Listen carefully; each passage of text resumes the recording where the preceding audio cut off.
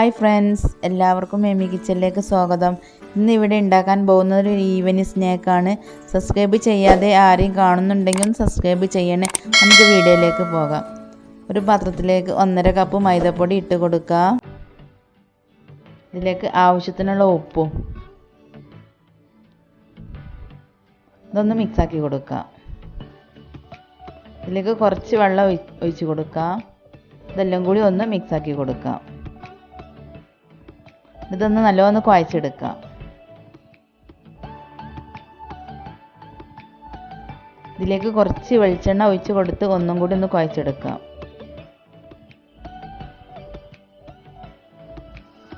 അങ്ങനെ മാവ് റെഡി ആയിട്ടുണ്ട്. ഇതൊരു 5 മിനിറ്റ് നേരം മൂടി വെക്കാം. ഒരു ചട്ടി അടുപ്പത്ത് വെച്ചിട്ടുണ്ട്. ഇതിലേക്ക് കുറച്ച് വെളിച്ചെണ്ണ ഒഴിച്ച് കൊടുക്കുക. 2 വലിയുള്ളി ചെറുതായി കട്ട് ചെയ്തതും ഇട്ട് കൊടുക്കുക. ഇതൊന്ന് ഇളക്കി കൊടുക്കുക. ഇതിലേക്ക് ചെറിയൊരു ഇഞ്ചി കഷ്ണം ചെറുതായി കൊത്തി അരിഞ്ഞതും 2-3 വെളുത്തുള്ളി ചെറുതായി കൊത്തി അരിഞ്ഞതും ഇതിലേക്ക് ഇട്ട് കൊടുക്കുക. ഇതെല്ലാം കൂടി ഒന്ന് മിക്സാക്കി കൊടുക്കുക. 2 പച്ചമുളകും ചെറുതായി അരിഞ്ഞതും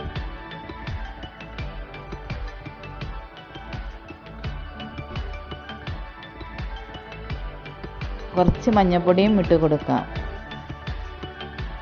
1/2 സ്പൂൺ മുളകും പൊടിയും 1/4 സ്പൂണ് കുരുമുളക് പൊടിച്ചതും ഇതെല്ലാം കൂടി ഒന്ന് മിക്സാക്കി കൊടുക്കാം.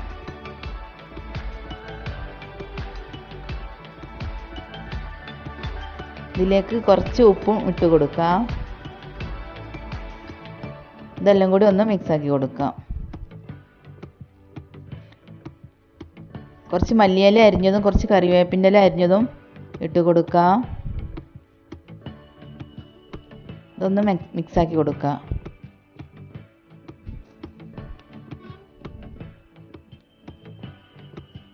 രണ്ട് കോഴിമുട്ട പുഴുങ്ങി ഒടിച്ച് വെച്ചിട്ടുണ്ട്. അത് ഇതിലേക്ക് ഇട്ട് കൊടുക്കുക. അതെല്ലാം കൂടി ഒന്നും കൂടി മിക്സാക്കി കൊടുക്കാം.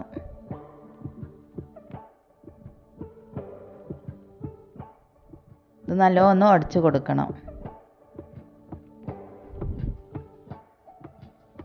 അങ്ങനെ ഇത് റെഡി ആയിട്ടുണ്ട്. നമ്മൾ നേരത്തെ കുഴച്ച് വെച്ച മാവ് റെഡി ആയിട്ടുണ്ട്. നല്ല സോഫ്റ്റായി വന്നിട്ടുണ്ട്. ഇതൊന്ന് പരത്തിയെടുക്കാം. ചെറിയ ബോൾസ് ആക്കി എടുത്തുകൊണ്ട് ഇതൊന്ന് പരത്തിയെടുക്കാം. ഇത്ര പോന്ന ഓരോ ഉരുളയാക്കിയാണ്ട് ഒന്ന് പരത്തിയെടുത്താൽ മതി. കുറച്ച് പൊടി ഇട്ടെടുത്തുകൊണ്ട് ഒന്ന് പരത്തിയെടുക്കാം.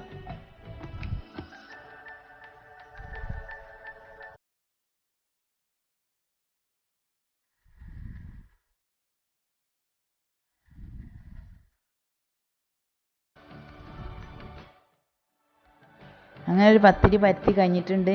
ഇങ്ങനത്തെ ഒരു പാത്രം എടുത്തുകൊണ്ട് ഇതൊന്ന് മുറിച്ചെടുക്കുക. നേരിക്കിന് വട്ടത്തിൽ കിട്ടാൻ വേണ്ടിയിട്ടാണ്.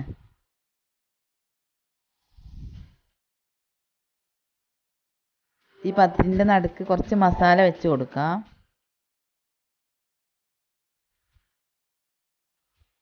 അങ്ങനെ ഈ ഭാഗം ഇങ്ങനെ മടക്കിയെടുക്കുക. ഞാൻ ഒരു പാത്രത്തിൽ കുറച്ച് 2 സ്പൂൺ മൈദപ്പൊടി കലക്കി വെച്ചിട്ടുണ്ട്. അത് വീഡിയോയിൽ കാണിക്കാൻ ഞാൻ മറന്നതാണ്. അതൊരു ബ്രഷ് എടുത്തുകൊണ്ട് ഇങ്ങനെ കുറച്ചൊന്ന് തേച്ച് കൊടുക്കുക. മറ്റേ ഭാഗം ദിമക്കൊന്ന് ഒട്ടിച്ച് കൊടുക്കുക.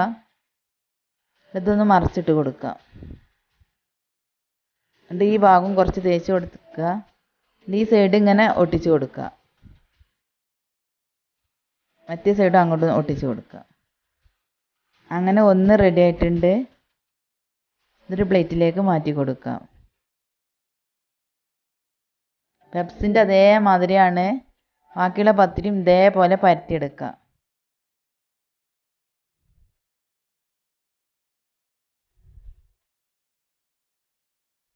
അത് ഇതേപോലെ ഒന്ന് മുറിച്ചെടുക്കുക. ഇവിടെ മസാല വെച്ച് കൊടുക്കാം.